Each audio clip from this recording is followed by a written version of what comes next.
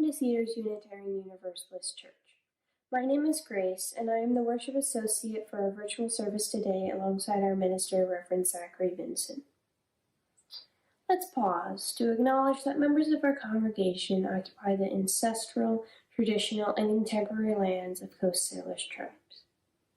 The homelands of the Suquamish, Duwamish, Klallam, and Chimacum people were ceded under duress through the Point Elliott and Point No Point treaties. We are grateful guests on these lands and affirm Indigenous sovereignty both past and present. This acknowledgement does not substitute for the need to build authentic relationships with modern-day members of these tribes and to learn about their living culture and history. Our faith community is sustained by the generosity of our members. Your contribution will nourish the spiritual growth of our community through weekly worship and ongoing programs that cultivate connection, belonging, sharing, and caring. Included in the video description and displayed on the screen is information to make a contribution to Cedars through our PayPal account. Please take time either now or later in the service to make a contribution to help sustain Cedars. Your gifts are greatly appreciated. Cedars is committed to being a welcoming and inclusive community. In all the beauty of languages, cultures, and skin tones that come together in your uniqueness, we welcome you. In all the ways that you experience and express gender, we welcome you. In the beauty of who you love and how you love, we welcome you. With all the religious and ethical traditions that inform your spiritual life, we welcome you. Whether you come feeling whole, feeling broken, or anywhere in between, we welcome you. No matter how long you've been away, nor how soon you will return, we welcome you. You are invited to join us with an open mind, a loving heart, and willing hands. We welcome you today and always. In various mythologies from around the world, there is the recurring theme of a generation of mythical beings overthrowing the generation or race of mythical beings that came before them. While I do not believe that each successive generation should conquer the one before them, I do believe that there comes a time in the life of each person where they must take up the standard of generation past, so to speak. This happens in different forms throughout life, but I think the most significant passing of the standard occurs when a young person makes the transition from childhood into the world of adult responsibilities. At my school, Hyla, the 8th graders make a lot of decisions that the teachers in other schools would usually make. We get to decide what global health issue we study in science, and we also decide the days of Spirit Week, a day where there are days such as crazy hair and pajama day. I've noticed that the young people of today's world have rather a lot to say. I myself have always had very strong opinions. My middle school teachers have continued to instill in us since the beginning that we have the power to change the world. I agree with this, but finding and exercising that power has proved to be difficult. There is a quote hanging inside my history room. The most common way that people give up their power is by thinking that they don't have any, by Alice Walker. I have tried to remember this any time that I feel that I have little or no power. It is not easy. There is another quote, this time by someone whose ideals I do not recommend you follow, Lord Voldemort. Together, we'll do extraordinary things. In the movie Harry Potter and the Sorcerer's Stone, he says this to try and persuade Harry to give him the Sorcerer's Stone, claiming that if Harry gave him the stone, he could see his parents again. While the intention of this quote is evil, I think it is very true. Together, we can do extraordinary things. We need only come together to be powerful. Oceans are made of drops of water. There are small amounts of individual power that drops, which are just drops, but oceans can alter the geography of the world forever. Cedars has always been a community that takes action. We as a community have already changed our world in local ways. We participate in super suppers and organize special collections. Youth are generally not included in these efforts. There are not many youth who attend Cedars, but we are a part of the congregation. So far, Cedars has been mostly inclusive of youth, but I think that there are more opportunities for children and teens to participate. We want to be heard, and Cedars offers a potential pathway to this goal. In the days to come, I urge you to reevaluate the capabilities of the young adults in your life and community and what we can accomplish if given the chance. So I dedicate the lighting of this chalice to all the children in the world who, like me, have a voice that wants to be heard.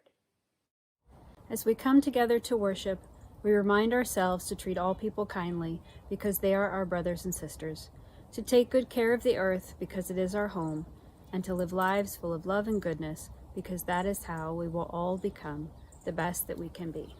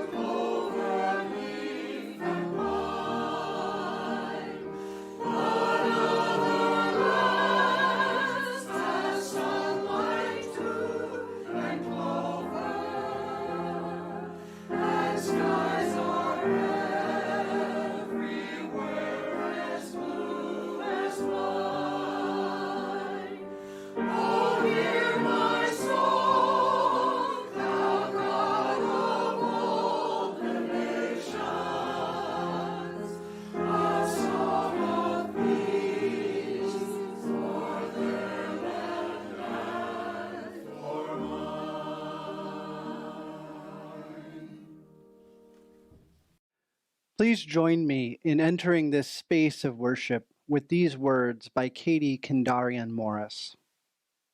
Here we have come into this sacred space, quieter now with our readiness, hushed voices, hoping, trusting for so many things, for connection, for communion, for inspiration, for information, for healing, for wholeness, for words, for music, for celebration and consolation.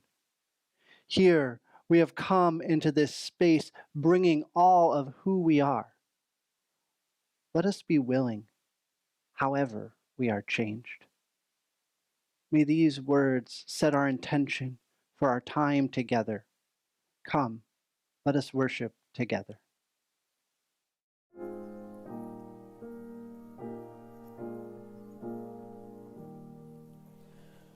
We worship with open hearts, nurture a learning spirit, serve justice with compassion, and love without judgment. We worship with open hearts, nurture a learning spirit, serve justice with compassion, and love without judgment.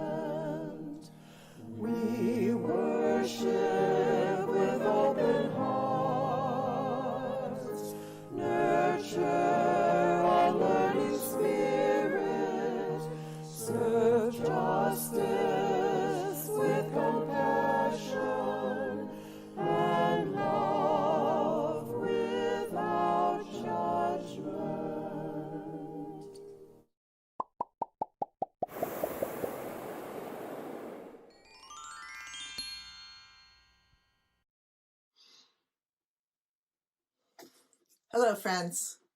Today I'm going to tell you a story called Old Turtle and the Broken Truth. It's from a children's book by Douglas Wood. It's not exactly the same as Douglas Wood wrote it, but it's close. So our story starts with a gigantic streak of something across the sky. And that something falls to the earth and breaks apart as it begins to fall into two separate pieces. One piece falls far, far away near an animal named Old Turtle. The other piece lands on the ground and a crow hops over to pick it up. The crow picks it up, holds it in her beak, and thinks, this is nice. But then after a while, she thinks, this doesn't feel quite right. It's a little unbalanced and kind of jagged, and I don't like it so much. And so the crow puts it down. And one by one, other animals do the same thing. The bear and the raccoon and the field mice, they all pick up this piece. They hold it for a while. They're interested, but then it feels unbalanced, not quite right, a little jagged. So they put it back down. And finally, one day, a human comes by and picks up the piece. Now, the human is the first animal to pick the piece up who can read. So the human picks up the piece, looks at it, thinks, this is amazing. This is amazing. I have found the truth. And he runs back to his community and he shows them this new piece that has fallen from the sky. And he says, look, I found the truth. And they all look at it and they are amazed. And the piece reads, you are loved. Everyone is very excited to have found the truth. And this gradually over time, this piece that he found on the ground becomes the community's most prized possession. They talk about it as the truth. And they build a gigantic tower for it, and they put it safely up there, and it becomes their mission to protect the truth at all costs. And other people who don't have the truth want the truth. And so wars and fights begin to develop between people, and there is great unrest in the community over the truth. You are loved. Now, the young people, after a time, the young people in the community began to think, you know what? This feels a little unbalanced. It doesn't feel quite right. And so they set off to find out what's really going on. So a group of young people slip out of their village one day and they began a significant hike, days and days and days, miles and miles of looking for the truth. And they go and they walk and they keep walking and they talk to animals and they ask, where should we look? What should we do? And animal after animal, the sound of the breeze all says, you need to talk to Old Turtle. And so they keep searching and they search and they search until finally one day, there she is, Old Turtle on a mountaintop. And so the young people of the village go up to Old Turtle and say, our village found this thing and we think of it as the truth, but the truth is causing all kinds of problems for people. And Old Turtle smiles in the way that turtles smile and tells the children that what they have is not the whole truth. What they have is a piece of the truth. And Old Turtle tells the young people, if you want to make change, you need to take the rest of the truth back to your community. And Old Turtle reaches down and says, I have been waiting for the next generation to give this to. And Old Turtle hands over the rest of the piece that had fallen from the sky. And the young people promise to take good care of it. And they start back to their village, miles and miles and miles, hikes and hikes and hikes and hikes, until finally they arrive back with the other piece, the missing piece. But you know what? The older people in their village are not interested in what they have to say. They say, we have the truth. We will protect this truth. The young people do not give up. And a very resourceful young man begins to climb the tower. And he goes up and he takes the original piece and he brings it back down. And he holds it in his hand. And the young woman takes the other piece and they fit together perfectly. And all of the people in the village gasp because the young people have brought back new information, new truths. And now the piece reads, you are loved, and so are they. And the village begins under kind of new leadership because the young people began to say, let's figure out new ways of handling this new truths. The village begins to heal, begins to reach out, begins to draw in the other people that are around them, and everyone begins to heal. And that is my story. Join me now in the spirit of prayer. Spirit of life, remind us of the connection that we share this day, that we are part of the great web of life, woven together in family, in communities both seen and unseen. Ground us in the truth of this reality. Inspire in us a motivation that comes from acknowledging this interconnection. Help us to feel at peace in moments when we are at dis-ease. Help us to feel whole in those times when we feel broken. Remind us of the importance of our own life, as well as the lives of all of those we encounter, and still those who we may never encounter. Remind us of the truth that each life is valuable.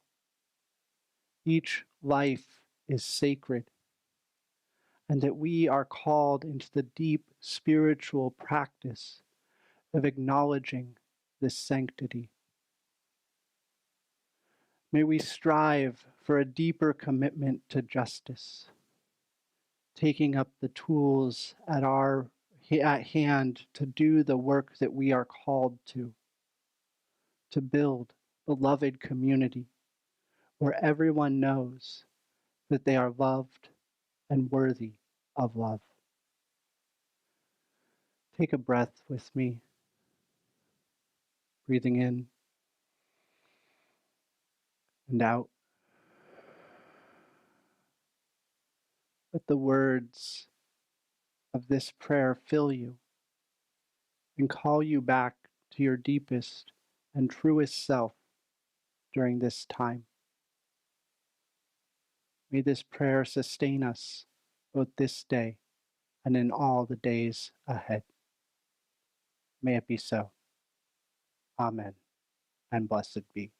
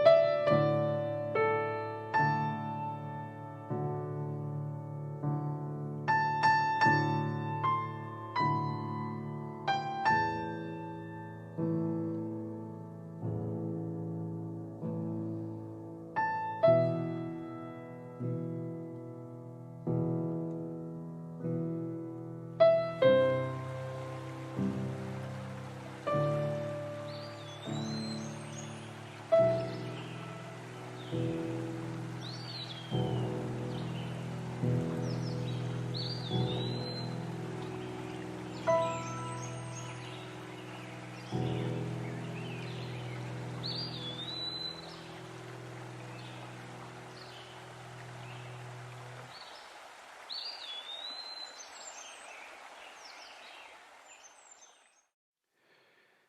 June of 2009, I was sworn in as the student body president at Grays Harbor College. I was all of 20 years old, but being in leadership roles was not new to me. I had spent the previous year serving as the vice president of communications for the student body, as well as spending time on the board of the South Beach Historical Society.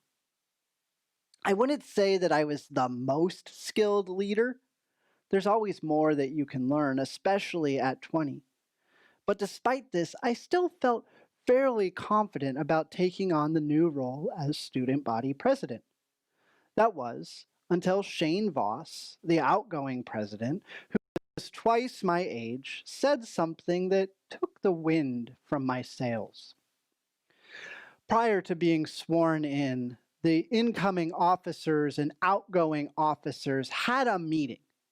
This meeting was meant to be a sort of changing of the guard, where the outgoing officers shared their wisdom with the incoming officer, with the role of president being last in this exchange at the meeting. When the time for Shane to share his wisdom with me came, he said something that kind of hurt me. He said the following: "I don't think you're ready for this. I'd be surprised if you lasted the whole year." These words hurt quite a bit and left me standing there, drained of all of my confidence that I had mustered to bring me to that moment. This transfer of power, while not the most violent, reminds me of a selection from Greek mythology that is known as the Titanomachy. This fancy word means the battle of the Titans and describes a war that raged for 10 years between the Titans and the generation of gods known as the Olympians. Essentially, the Titans were the parents of the Olympians, or at least the parents of Hestia, Demeter, Hera, Zeus, Poseidon, and Hades. The story about what started this war between parent and child goes something like this. The Titans had come to power after overthrowing their own parents, specifically Uranus and Gaia. Kronos, the youngest of the children born to Uranus and Gaia, assumed the kingship when the dust had settled from the battle, for he had been the one to vanquish his father Uranus, thus earning him the position as king and leader of the Titans. Once this generation of young Titans was in power, Kronos became concerned about being challenged by his own children, like he and his siblings had done to their parents. So Kronos decided that each child he had with his sister wife Rhea would be eaten to prevent them from overthrowing him. This plan, while really strange, did seem to work. As each child was born, they were eaten. Hestia down the hatch, Demeter gulp, and so on. That is until the youngest child, Zeus, was born. Rhea had grown tired of having her children devoured, so she developed a plan and replaced the infant Zeus with a stone that Kronos devoured without thought. Rhea then took the young infant Zeus and hid him on the Isle of Crete, where he remained until he was fully grown. As an adult, Zeus returned to the house of the Titans and somehow was offered the job to be the cupbearer for his father, Kronos. In this role, Zeus mixed mustard into Kronos' wine. When the Titan drank the tainted wine, he became violently ill and began to vomit. As Kronos tried to empty his stomach of the tainted wine, with the mixture, the children he had swallowed began to come up. Once the last of these children had emerged from the stomach of their father, the Titanomachy began. These gods, now fully grown, rose up and after a decade-long battle, assumed the place of power their parents had previously occupied. This new generation of gods established their home on Mount Olympus, and as a result became known as the Olympian gods. This isn't the only mythological story about the struggle to transfer power from one generation to the next. Turning to Celtic mythology, we encounter the narrative of the Tuath De Danann, or tribe of the gods. According to the myth, this tribe came to Ireland sometime long, long ago. When they arrived on the shores of the island, they burned their ships, signifying a commitment to never leave. The problem was that there was already another people living on this island. The Fir Bolg had lived on this land for as long as anyone could remember. But the Tuath De Danann, wanting the land for themselves, set out and after a series of battle defeated the Fir Bolg and claimed the land for themselves.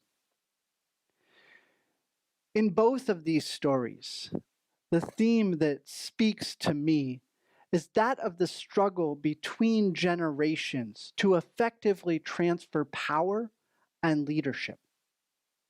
It's this dynamic that I recognize in my own story with Shane as outgoing president and me as incoming president.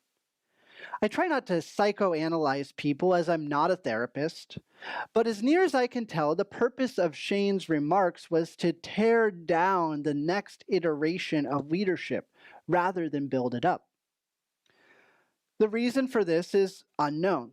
We could speculate, but looking at the examples laid out in the myths we considered, I can't help but wonder what role the human inability to share and transfer power played in this situation. Sure, the stories we considered center gods and goddesses, but these stories were written by and wrought by people just like you and I. As near as I can tell, these are stories about situations we are just as likely to encounter as any god. So there's a hymn that comes to mind thinking about this. It's in our gray hymnal, and it's hymn number 389. It's simple, but it speaks of a struggle that we perpetually find ourselves in. The words are as follows. Gathered here in the mystery of the hour, gathered here in one strong body, gathered here in the struggle and the power, Spirit, draw near. Gathered here in the mystery of the hour, gathered here in one strong body, gathered here in the struggle and the power, Spirit, draw near. This hymn names the fact that we here today are gathered in the struggle and the power, just as generations before us were and generations after us will be. But in naming the perpetual struggle, this song also offers us an antidote. It encourages us to gather as one strong body, embracing the mystery of this hour and calling on the Spirit of life to be with us as we gather.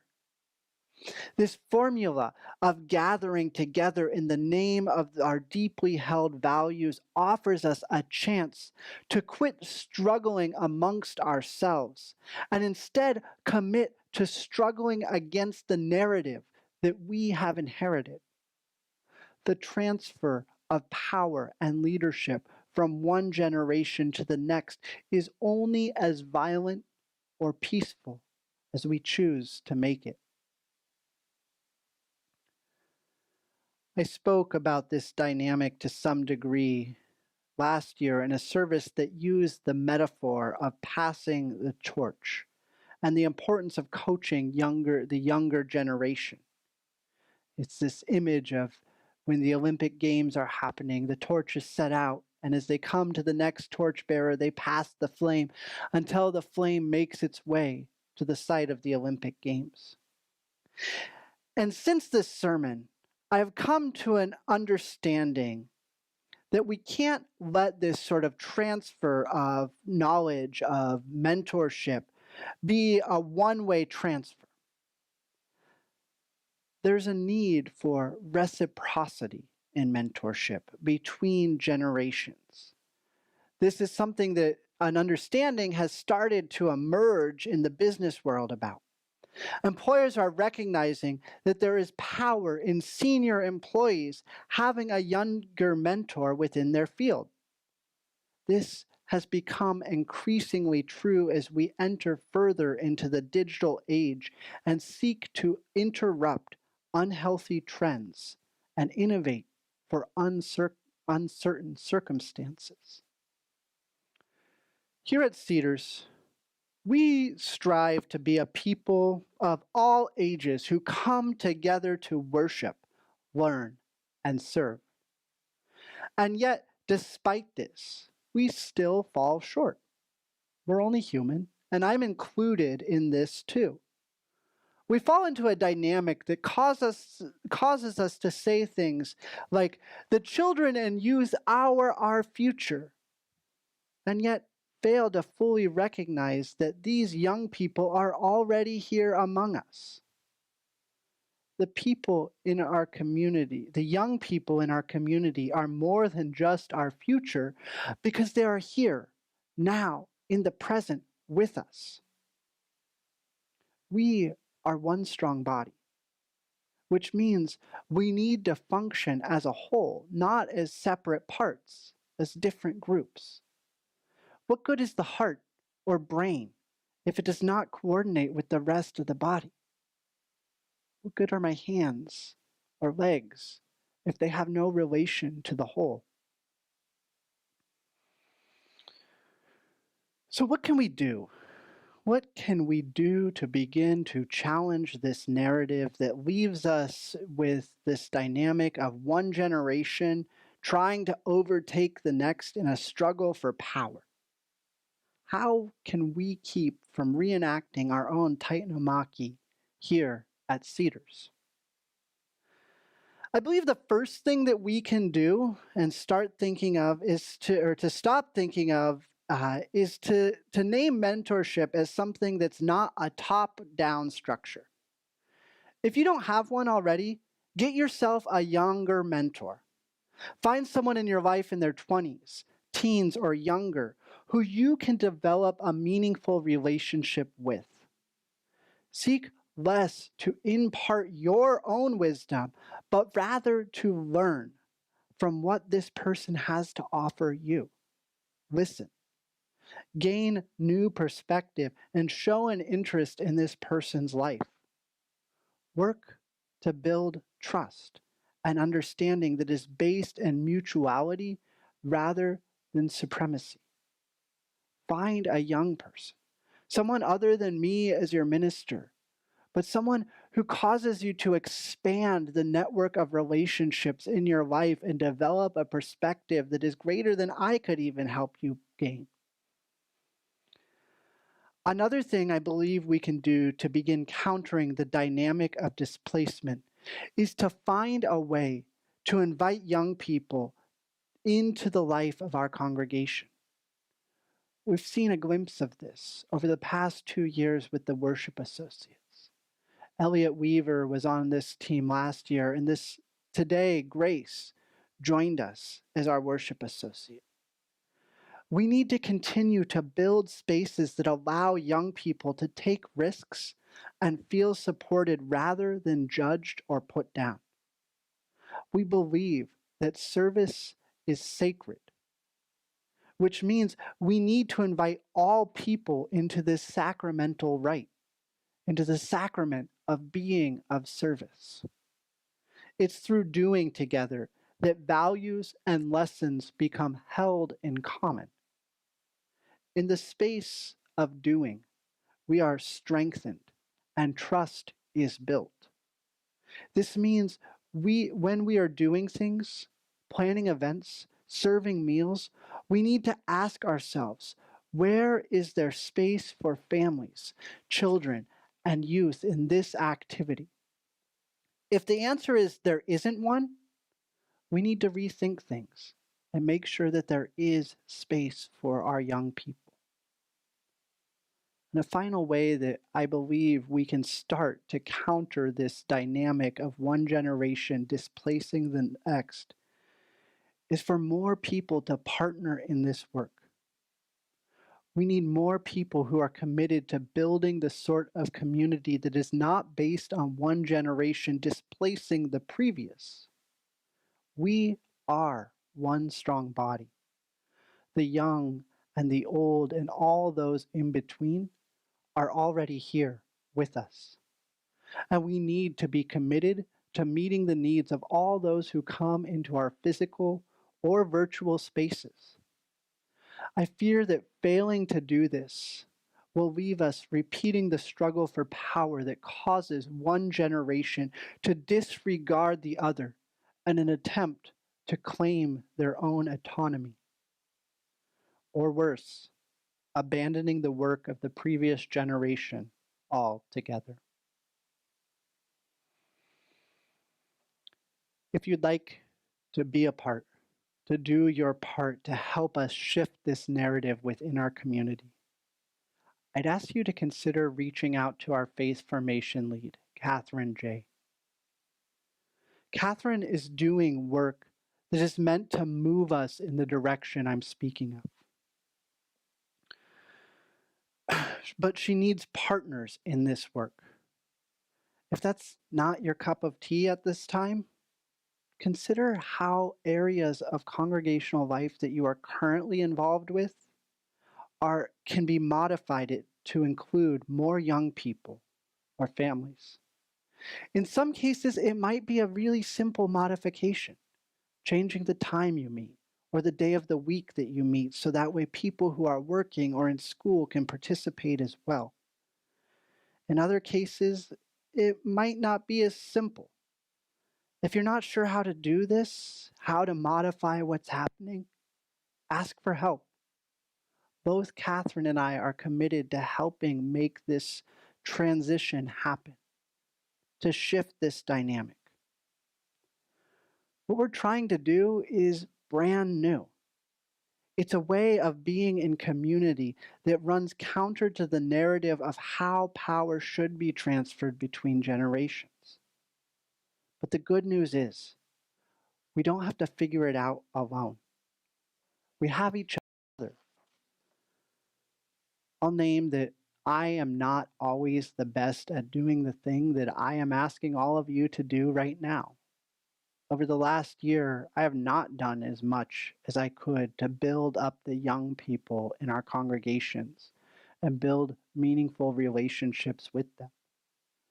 And in recognizing this, I am committed to beginning again in love. I know firsthand what it's like to have those who come before you knock the wind from your sails. And I'm committed to doing better.